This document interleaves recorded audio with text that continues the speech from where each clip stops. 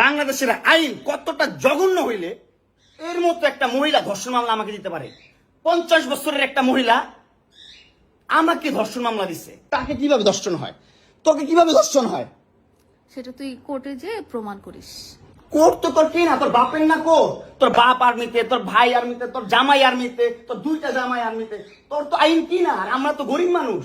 তোরে না চুদলে মামলা তুলবি না তুই কস? তোরে না চুদলে মামলা তুলবি না তুই? বলেছি আমি। আমারে কস, আমার কি অনলাইনে কবি কই থেকে? আমাদের তো সময় নাই, আমাদের তো এই সমাজে কোনো ছাই নাই। আমরা তো সমাজের ময়লা আবর্জনা, আমরা এই সমাজে। আর তোরা হচ্ছিস সমাজের অনেক উচ্চ মানের মানুষ, অনেক ক্ষমতাবান মানুষ, এই জন্যই নাকে দড়িটা ঘুরাইতেছিস আমাকে তুই, বুঝছিস? হ্যাঁ, বিএমডব্লিউ নিয়ে যোগ্যতায় চালাই, তোর টাকা দিয়ে চালাই না, যে যোগ্যতা ছাড়া চালাই, কামাই করে চালাই। হ্যাঁ, বড়লোক হইতে পারবো না? কোথাও লেখা আছে গরিবরা বিএমডব্লিউ চাইতে পারবে না? গরিবরা বড়লোক হতে পারবে না? কোথাও লেখা আছে? হ্যাঁ, কোথাও লেখা আছে? না হলে ওই মেয়েদের বাসায় যাও, না হলে নরসিংদী যাও, যেখানে যাচ্ছিলে সেখানে যাও। তোমার কাপড় চোপড় নিবা? অবশ্যই নিব। দাও, ব্যাক করে দাও।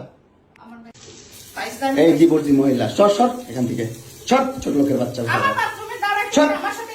স্টুপিডের বাচ্চা, জানোয়ারের বাচ্চা। দুইটা সংসার করতে পারছ না? কি সংসার করবি তুই?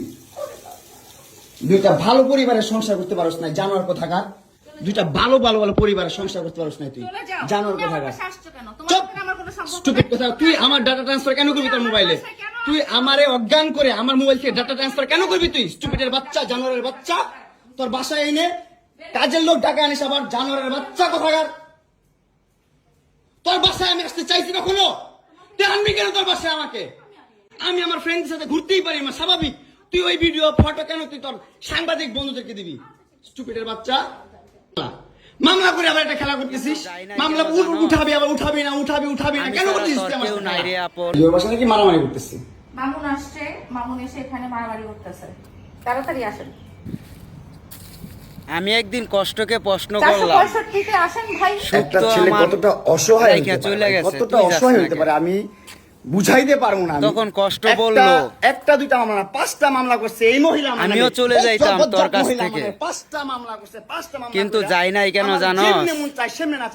আমি ছাড়া তোর কেউ নাই রে আপন। জীবন আছে ভাই, আমি আমার মতন মুভ অন করবো, আমি আমার মতন ঘুরবো, আমার ফ্রেন্ডদেরকে নিয়ে ঘুরবো, আমি আমার মতন করে যা মন চায় তা করবো। তুই এগুলা কেন করতেছিস? আমার বাসায় কি করো তুমি? হ্যাঁ, তুই তো আনছিস আমার তোর বাসায়। আমি কেন আনবো? তোর বাসায় ঢুকতে না দিলে, তোর বাসায় শুইতে না দিলে আমি কই থেকে আসছি? আমার বাপের যোগ্যতা আছে তোর বাসায় ঢুকার? তোর যোগ্যতা আছে আমার বাসায় ঢুকার আমি ঢুকতে না দিলে? হ্যাঁ, বল কি করি? বল তুই কি করি? তোর বাসায় কিভাবে আসছি বল? তুমি জানো তুমি আসছো কেন আমার বাসায়? তুই বল। তুমি যদি আমার কিছুই না, আমার বাসায় কি করো? আমার বেডরুমে তুই তোরে কেন চুস আমারে? তোমাকে আমি কোথায় ডেকে আনছি দেখ। তোরে না চুদলে মামলা তুলবি না তুই কস? তোরে না চুদলে মামলা তুলবি না তুই? বলেছি আমি। আমারে কস, আমার কি অনলাইনে কবি কই থেকে? মাও তো আমারে পোলা প্রস্টিটিউট কয়। তুমি আসছো, তুমি ছেলে প্রস্টিটিউট। জানো